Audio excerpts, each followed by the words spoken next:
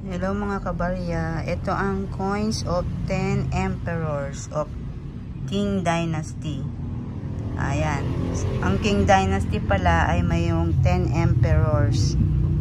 At ganyan ang itsura ng coins nila. Yan.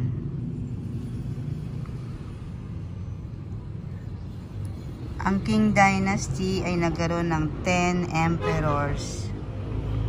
Yan.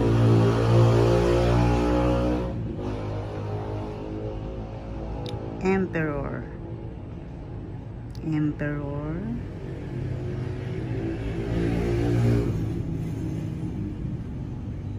Yan lang mga coin nila.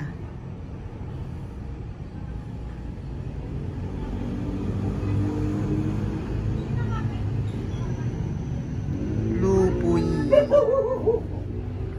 Lao Sai.